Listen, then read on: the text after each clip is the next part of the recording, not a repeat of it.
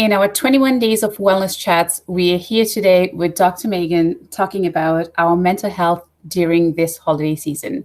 And just as our physical fitness is important for our bodies to stay strong, mental fitness also helps us sustain a good state of mental health. And when we are mentally healthy, we are able to enjoy our life environment and people in it just that much more. And with that, Dr. Megan, I'd like to ask you, how do we continue to attend to our mental health during this holiday season as COVID still continues?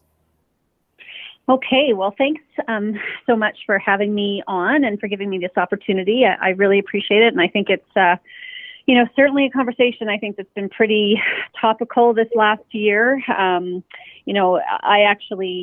I think it's kind of in a weird sort of a way, almost exciting or potentially refreshing that we've been going through this incredibly difficult time, around the world. And, this is the first time that I've heard mental health be as much of the conversation as it has been since the pandemic started. And certainly for good reason, and I hope it's something that continues.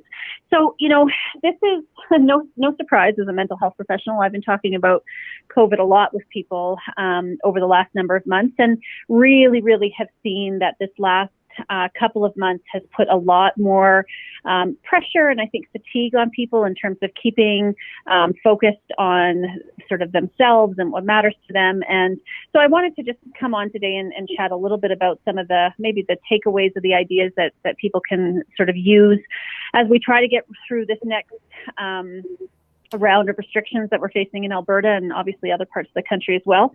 So, the first thing I want to start with is that, a common theme I've been hearing from a lot of people is this notion that there is like a way that we should be going through this, right? I hear a lot of people being really self-critical about, I should be able to do this differently. And, people have it so much worse than I do. And, kind of the what's wrong with me narrative. And the first thing I'd like to just sort of, put forward to people as maybe an invitation is really to just like, let's just have the grace for ourselves to throw the shoulds out the window. I think it's perfectly natural in an unprecedented moment in history that we actually don't have a rule book to follow, and that really the demand and what can be most helpful for people is to be willing to just show up to what's true for them in any given moment that they're in. And on this roller coaster of the pandemic, and certainly as we go into kind of this holiday season where people are taking time away and it's meant to be a time of family, it's okay and in fact recommended to just let yourself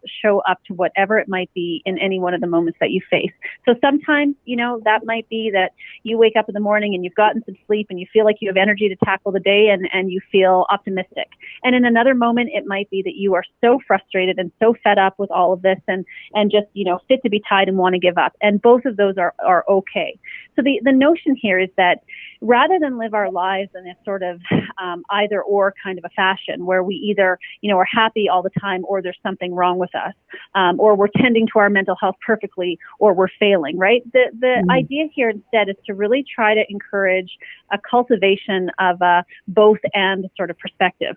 I can feel tremendously grateful for the things that I have in my life. And there's many, many things that I feel very, very grateful for. And at the same time, I can be pissed off and irritable and cranky about the things that feel unfair to me. And both of those things are okay. One doesn't exclude the other.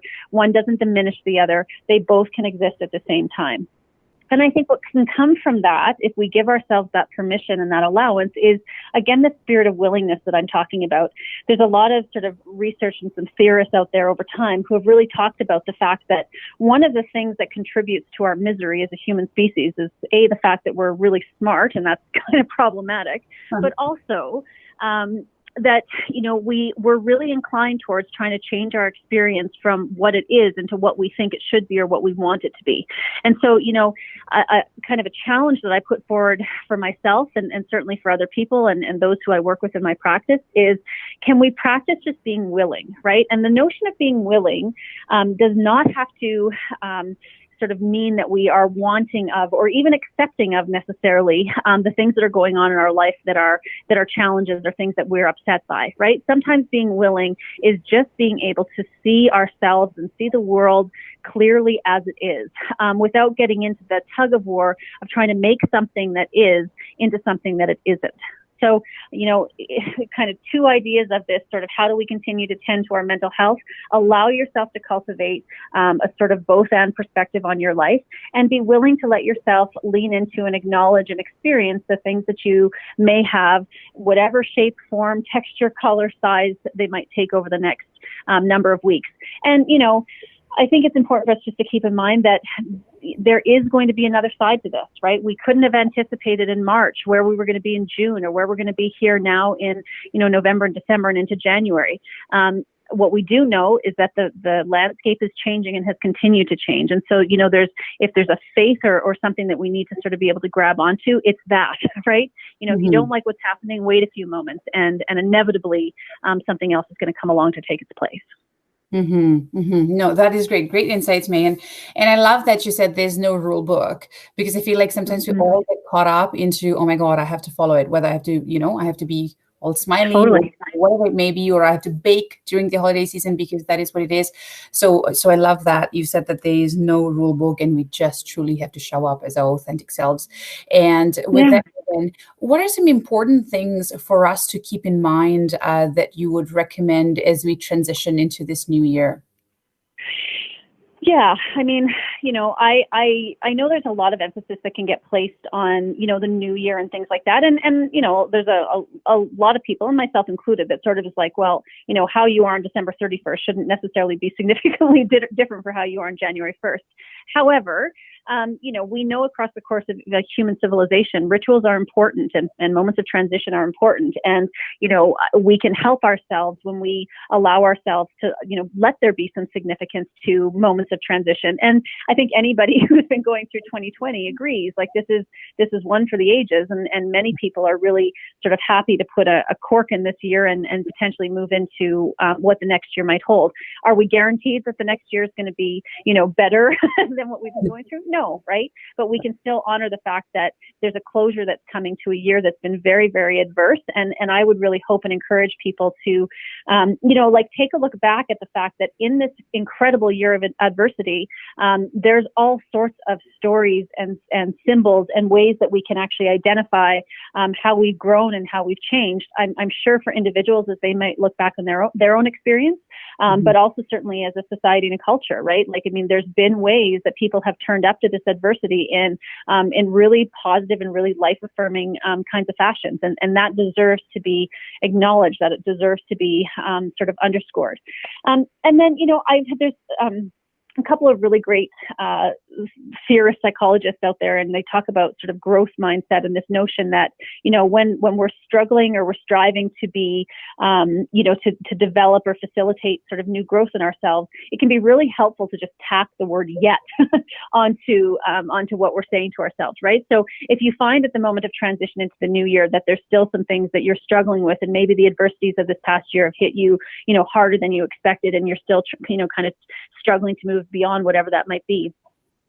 There can be real beauty and real flexibility in being able to say, I haven't been able to accomplish whatever it might be, or I haven't been able to facilitate this thing in myself yet, right? And adding that on. And that yet is really, really powerful. It actually, it's a motivating word.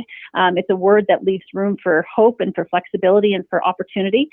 So, it's a little word to enter into the lexicon, but I would encourage people to kind of think about it, right? Like, how does it make them feel differently when, they think about maybe some place they haven't gotten to in their relationship or their career or whatever it might be, but adding on the word yet at the end of whatever the statement might be. I suspect that people might find that it gives them a little bit more of a boost of thinking, okay, well, there's still room to grow then. It's not that I've, sort of lost the opportunity or blocked myself in. And then finally, one of the things I think that is really important for anyone from a mental health sort of protection standpoint is having a really sort of well-established and understood connection to the personal values that kind of drive you forward in your day-to-day life, right? I like to on some regular basis kind of, do a little bit of an assessment with myself of like, what are the 2 or 3 or 4 most significant values that propel me through my life, right? I have values around family, which many people do. I have values around being of service. that are important to me. And, when I know that these are values that are important to me, what it allows me to do is check in with myself on a somewhat regular basis of, what's the evidence in my life? What can I actually see in my life that tells me that I'm bringing the value of family and the value of service to life, right? And if I'm starting to not see those things, then it can oftentimes be a bit of a cue or a marker to me to go, okay, this is something that really, contributes to the importance and the meaning and the value I place in my life. And so what do I need to do to sort of, kind of reinstitute this or bring this to bear in a more meaningful and obvious way? So I really sort of think that our value systems and the specific values that guide us, kind of our true north type of an idea, we need to really stay connected to them in a sort of concrete and active and regular kind of a way. Because when we're engaged in values-based living, oftentimes we're going to report that our sense of meaning in our life and our sense of pride in ourselves and our ability to feel gratitude and all of these things that are actually correlated with positive mental health outcomes. We know that when we hear people talking about these things or referencing them, that their mental health tends to be more stable and tends to be reported as, improved or better than it used to be. So, right, importance of rituals, allowing ourselves, the flexibility, the opportunity to sort of, infiltrate growth into how we talk to ourselves and talk about ourselves. And then, really, fostering or facilitating a connection to, like, what are those 2 or 3, most significant values that matter to us as we go about our lives. I think if we had a focus on those, sort of 3 variables or 3 factors, we'd head into the new year with a bit of a different perspective. That is fantastic. Thank you so much, Megan, for joining us with such great insights. I greatly appreciate all your words of wisdom. Thank you to all our viewers for tuning in and listening to our wellness chat, and stay tuned for more episodes coming soon. Thank you so much all.